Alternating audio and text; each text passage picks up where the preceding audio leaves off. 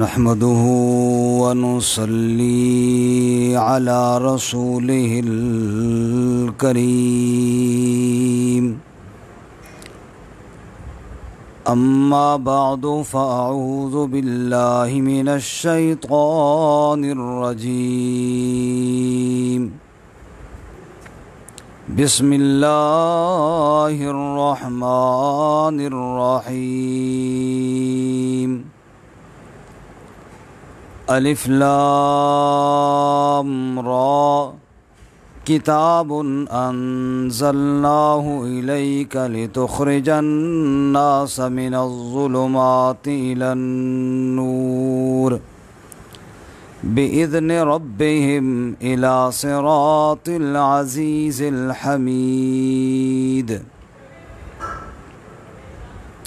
الف لام را اللہ اعلم بمرادہ کتاب انزلناہ الیک عظیم الشان کتاب ہم نے نازل کیا اس کو آپ صلی اللہ علیہ وسلم کی طرف لتخرج الناس من الظلمات الی النور تاکہ آپ نکالیں لوگوں کو اندھیروں سے نور کی طرف بِإِذْنِ رَبِّهِمْ اپنے رب کے حکم کے ساتھ إِلَى صِرَاطِ الْعَزِيزِ الْحَمِيدِ اس راستے کی طرف جو غالب تعریفوں والا ہے سبحان ربک رب العزت عما یصفون وسلام علی المرسلین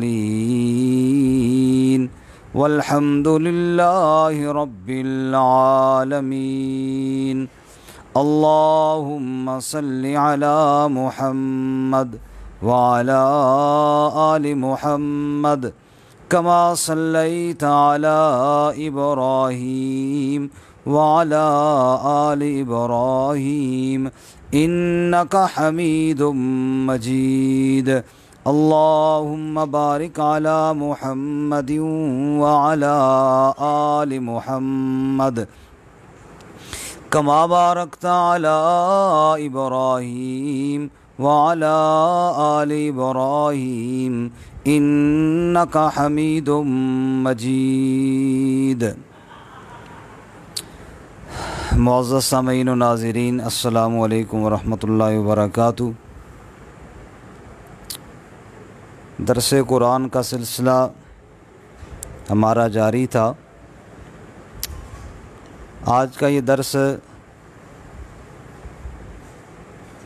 ترغیب کے سلسلے میں ہے،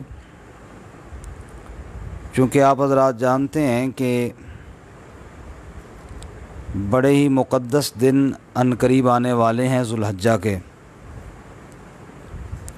چونکہ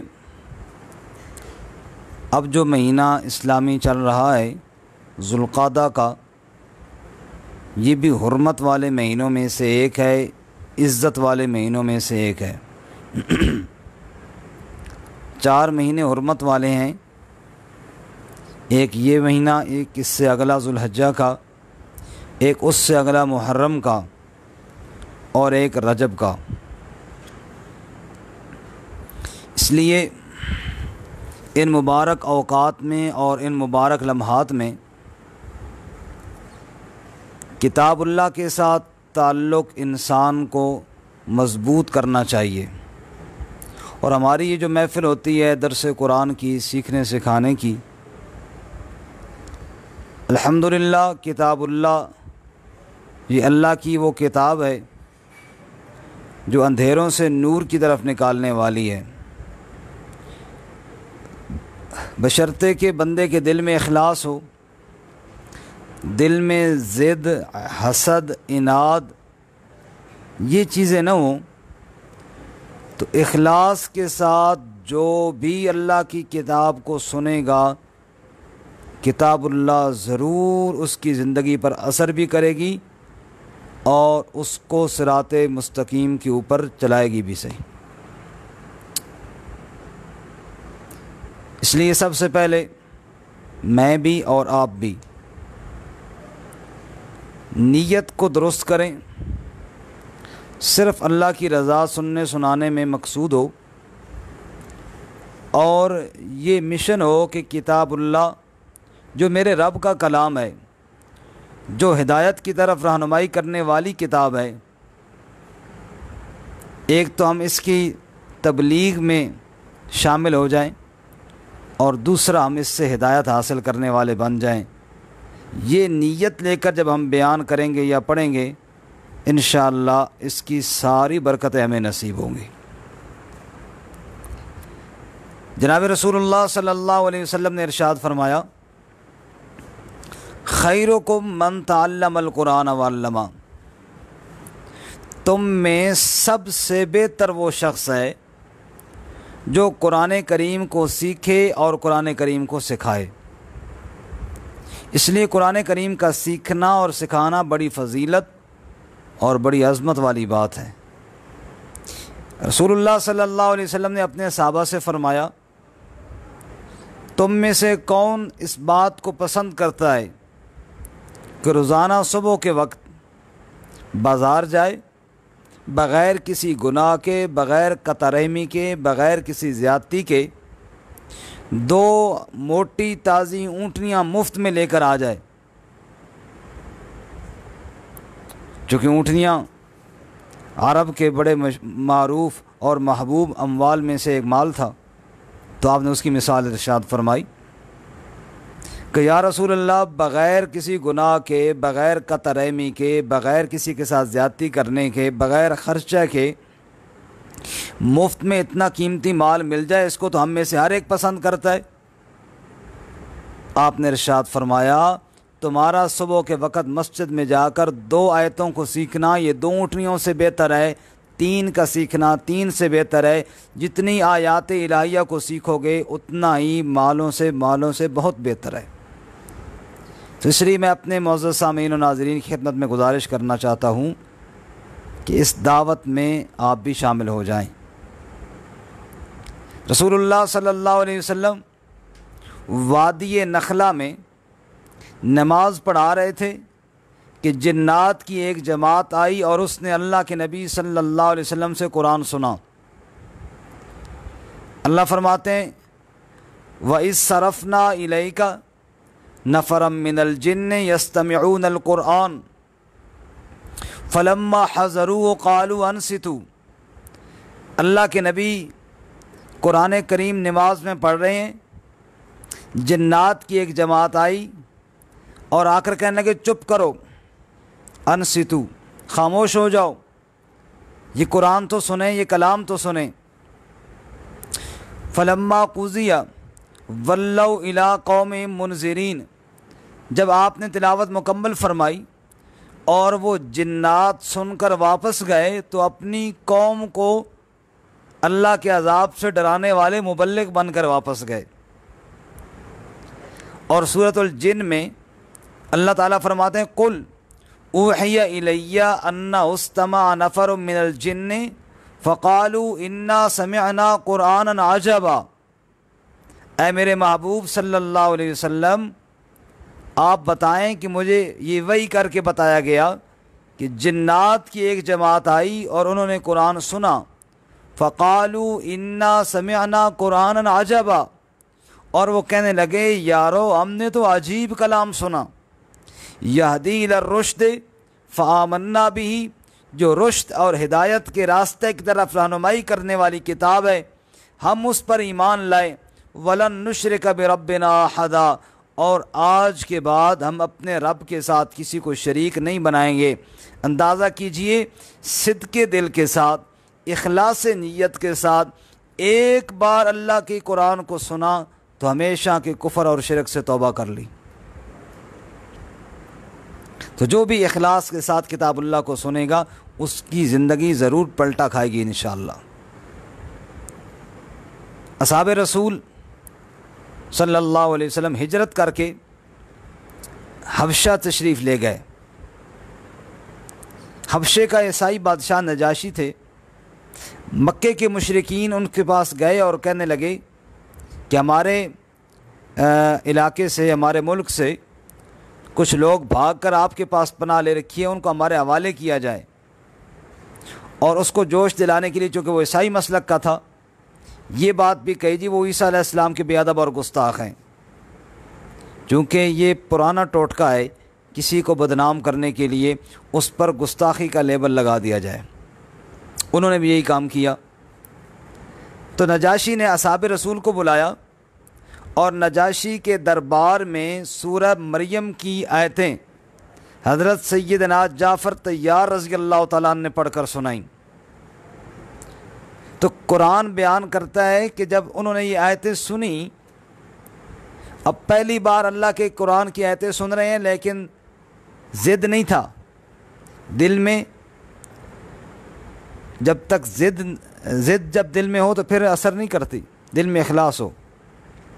تو اللہ کیا فرماتے ہیں؟ وَإِذَا سَمِعُوا مَا أُنزِلَ إِلَى الرَّسُولِ تَرَىٰ أَعْيُنَهُمْ تَفِيضُ مِنَ الدَّمْعِ مِمَّا عَرَفُوا مِنَ الْحَقِّ۔ ارشاد فرمائے میرے محبوب صلی اللہ علیہ وسلم، ان لوگوں کی حالت بھی تو دیکھو نا۔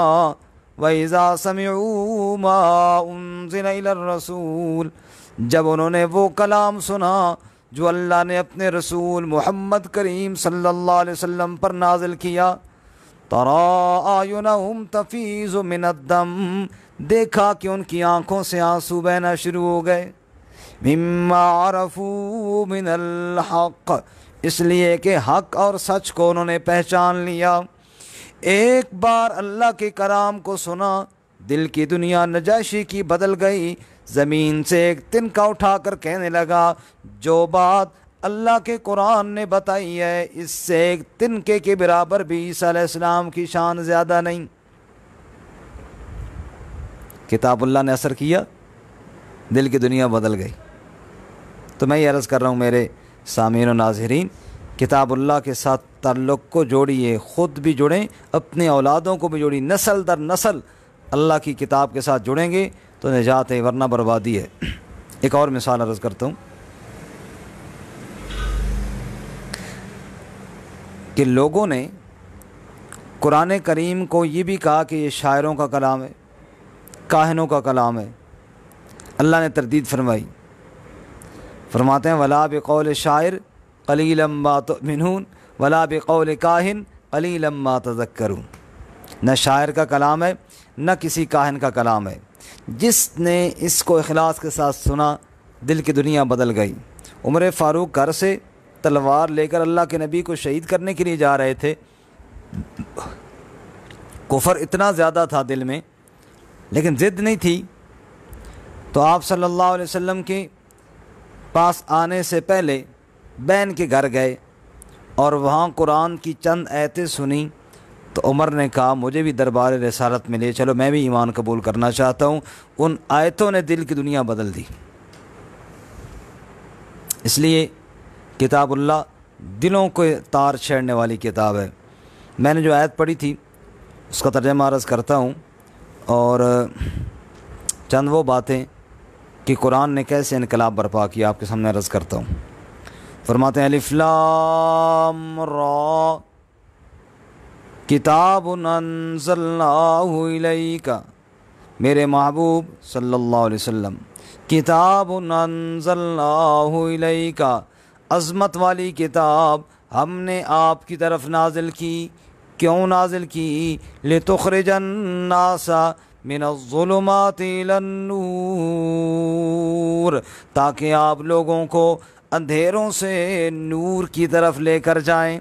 لوگ اندھیروں کے اندر ڈوبے ہوئے ہیں، کفر کا اندھیرا، شرک کا اندھیرا، جہالت کا اندھیرا، ظلم کا اندھیرا، یہ سارے اندھیروں کے اندر ڈوبے ہوئے ہیں۔ میرے محمد میں نے آپ کو کتاب دی ہے، اس کتاب کی روشنی کے ذریعے، اس کو کتاب کی چمک کے ذریعے ساری کائنات کے انسانوں کو اندھیروں سے نور کی طرف لے کر آ جائیے۔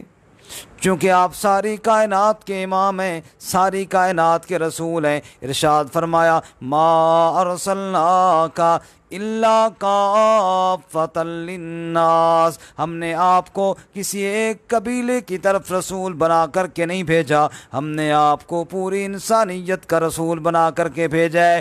چونکہ آپ پوری انسانیت کے رسول ہیں، اس لیے ہم نے آپ کو جو کتاب بھی دی ھدی للناس، یہ قرآن بھی ساری انسانیت کے لیے ہدایت کا پیغام بن کر آیا ہے۔ نکالیے لوگوں کو اندھیروں سے نور کی طرف۔ لوگ کیسے اندھیروں میں ڈوبے ہوئے تھے، توجہ کرنا۔ عرب کے انسان پتھروں کے معبود بنا کر ان کے سامنے جھکنے والے، پتھروں کی مورتیاں بنا کر عقیدہ رکھنے والے، ان کے اندر روح سرایت کر گئی ہے بزرگوں کی، پھر اس کے سامنے سجدہ کرنا شروع کر دیتے تھے۔ سفر پہ جاتے جاتے 4 پتھر اٹھاتے، 3 کا چولہا بناتے، چوتھے کو معبود بنا لیتے۔ اتنی جہالت، اتنی جہالت، اپنے ہاتھوں کے ساتھ پتھر تراش کر کے معبود بنا کے سجدہ ریز ہو جایا کرتے تھے۔ شاعر کہتا ہے یہ جو معبود تھے نا، ہم ایسے خداؤں پہ حیران بڑے ہیں جو سنگی مزاج اور دل کے کڑے ہیں، کھڑے ہیں کھڑے ہیں، پڑے ہیں جو ناپو تو بندے خدا سے بڑے ہیں۔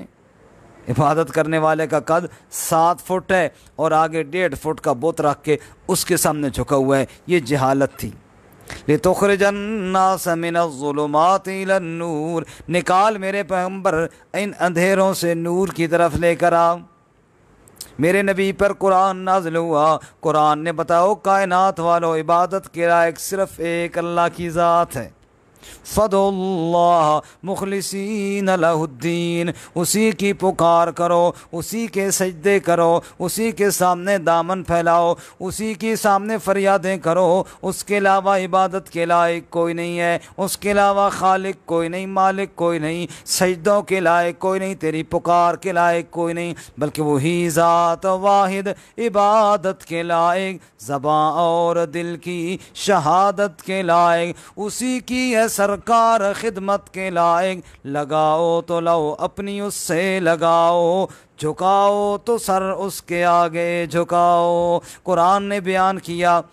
اب جناب توجہ کرنا، وہی عرب والے جو کل پتھروں کے سامنے سجدہ ریز ہوا کرتے تھے، آج اسی خاندان کا ایک نوجوان ہے، خطاب کا بیٹا عمر فاروق ہے رضی اللہ تعالیٰ عنہ، طواف کرتا کرتا بیت اللہ میں آتا ہے، حجر اسود کو جب چومنے لگتا ہے وہاں رک جاتا ہے اور رک کر کے کہتا ہے واللہ عالم انک حجر لا تنفع ولا تضر، اللہ کی قسم میں جانتا ہوں تو ایک پتھر ہے، نہ میرے نفع کا مالک ہے نہ میرے نقصان کا مالک ہے۔ لولا رأیت رسول اللہ صلی اللہ علیہ وسلم یقبلو کا ما قبلتو کا، اگر اللہ کے محبوب پیغمبر محمد کریم صلی اللہ علیہ وسلم تجھے بوسہ نہ دیتے، عمر تجھے کبھی بوسہ نہ دیتا۔ بوسہ اس لیے دے رہا ہوں، میرے محبوب کی سنت ہے۔ کل کیا حالت تھی؟ پتھروں کی پوجا کرنے والے، آج حجر اسود جیسے پتھر کوئی بھی کہتا ہے تو نفع نقصان کا مالک نہیں۔ یہ انقلاب کیسے آیا؟ قرآن کے ذریعے آیا۔ ایک اور مثال، پہلے ان کی حالت کیا تھی اور بعد میں کیا ہوئی؟ اللہ بیان کرتے ہیں وَإِذَا بُشِّرَ أَحَدُهُم بِالْأُنثىٰ ظَلَّ وَجْهُهُ مُسْوَدًّا وَهُوَ كَظِيمٌ، اگر کسی کو یہ بتایا جاتا، یہ خبر کسی کو ملتی کہ تیرے گھر کے اندر بچی پیدا ہو گئی ہے، چہرہ سیاہ ہو جاتا، غم سے بھر جاتا، یتوارا من القوم من سوء ما بشر بہ، لوگوں کے سامنے جانے سے گریز کرتا، لوگوں کا سامنا نہ کرتا کہ لوگ کیا کہیں گے، اس کے گھر بیٹی پیدا ہوئی ہے۔ پھر آخری فیصلہ یہ کرتا ایمسکہ علی ہون ام یدسہ فی التراب، یا تو بے غیرت اور بے شرم بن کے اس کو گھر میں رکھوں ذلت کے ساتھ، کیونکہ بچی کا گھر میں رہنا ذلت ان کو محسوس ہوتا تھا، بے غیرتی اور بے شرمی سمجھتے تھے۔ ام یدسہ فی التراب، یا پھر غیرت دکھاؤں اور جرت دکھاؤں اور جا کے اس معصوم کو دفن کر کے آ جاؤں۔ میرے نبی صلی اللہ علیہ وسلم کے آنے سے پہلے، قرآن کے آنے سے پہلے یہ حالت تھی۔ پھر اللہ نے قرآن نازل کیا، قرآن میں اعلان کیا للہ ملک السماوات والارض یخلق ما یشاء یہب لمن یشاء اناثا ویہب لمن یشاء الذکور او یزوجہم ذکرانا واناثا ویجعل من یشاء عقیما انہ علیم قدیر۔ او لوگو، بیٹے دینے والا بھی اللہ، بیٹیاں دینے والا بھی اللہ، دونوں ملا کر دینے والا بھی اللہ، کچھ نہ دینے والا بھی اللہ۔ یہ بیٹی تو اللہ کی طرف سے آئی ہے، اس کو کیوں زندہ درگور کر رہے ہو؟ وَإِذَا الْمَوْءُودَةُ سُئِلَتْ بِأَيِّ ذَنبٍ قُتِلَتْ، قیامت کا دن آنے والا ہے، اللہ اس بچی سے پوچھیں گے تجھے کیوں قتل کیا گیا؟ بتاؤ قاتل تیرے پاس اس وقت کیا جواب ہوگا؟ قرآن نے سمجھایا وہ لوگ جو کل بچیوں کے قاتل تھے وہ بچیوں کے محافظ بن گئے۔ یہ انقلاب آیا تو اللہ کے قرآن کے ساتھ آیا، کتاب اللہ کے ساتھ آیا۔ چونکہ مثالیں تو بہت زیادہ ہیں لیکن وقت ہمارا مختصر ہوتا ہے، بس میں بات کو ختم کرنے کی طرف لے جاتا ہوں۔ قرآن سے پہلے حالت کیا تھی اور بعد میں کیا ہوئی؟ اللہ فرماتے ہیں وَإِن كَانُوا مِن قَبْلُ لَفِي ضَلَالٍ مُبِينٍ، قرآن کے آنے سے پہلے وہ کیا حالت تھی ان عرب کے لوگوں کی جن میں اللہ نے قرآن کو نازل کیا؟ اللہ فرماتے ہیں لفی ضلال مبین، واضح گمراہی میں تھے، کھلا کھلا ضلالت میں تھے۔ قرآن آنے سے پہلے ان کی گمراہی کی کوئی مثال، باپ کی منکوحہ کے ساتھ نکاح کرنے والے، بچیوں کو زندہ درگور کرنے والے، ظلم و ستم کے یوں پہاڑ گرانے والے کہ معمولی بات پہ جو جنگ چھڑی نسلیں کٹ گئی غصہ ختم نہ ہوا، شراب پینے والے اور قتل کر کے سریاں جمع کر کے فخر کرنے والے۔ وہ کون سا جرم تھا جو ان کے اندر نہیں تھا؟ ان سارے جرائم کی اللہ تعالیٰ نے اس جملے میں عکاسی فرمائی کہ وَإِن كَانُوا مِن قَبْلُ لَفِي ضَلَالٍ مُبِينٍ، واضح گمراہی میں مبتلا تھے۔ قرآن آ گیا تو پھر کیا بن گئے؟ اللہ فرماتے ہیں فَإِنْ آمَنُوا بِمِثْلِ مَا آمَنْتُمْ بِهِ فَقَدْ اهْتَدَوْا، او دنیا والو اگر میرے نبی کے صحابہ کی طرح ایمان لاؤ گے ہدایت پاؤ گے، اور اگر ان کی طرح ایمان نہیں لاؤ گے تو ہدایت نہیں پاؤ گے۔ جن کو اللہ نے ضلال مبین کہا تھا کہ واضح گمراہی میں پڑے ہوئی ہیں، ان کو اللہ تعالیٰ نے معیار حق بنا دیا۔ کب؟ جب انہوں نے کتاب اللہ پر عمل کیا تھا۔ تو میرے عزیز بھائیوں اور میرے دوستوں اور سامعین حضرات، میں یہ عرض کر رہا ہوں کتاب اللہ کے ساتھ تعلق قائم کیجئے، اللہ کی کتاب کے ساتھ جڑیے، درس قرآن سنیں اور اس پیغام کو آگے پھیلائیں۔ جتنا آپ اللہ کی کتاب کے ساتھ جڑیں گے اتنا ہی اللہ تعالیٰ کی کتاب آپ کی رہنمائی کرے گی۔ نور قرآن سے دل جن کے منور ٹھہرے، میری نظروں میں وہ قسمت کے سکندر ٹھہرے، دین و دنیا میں انہیں عزت و توقیر ملی، اپنی تاریخ کے ماتھے کا وہ جھومر ٹھہرے۔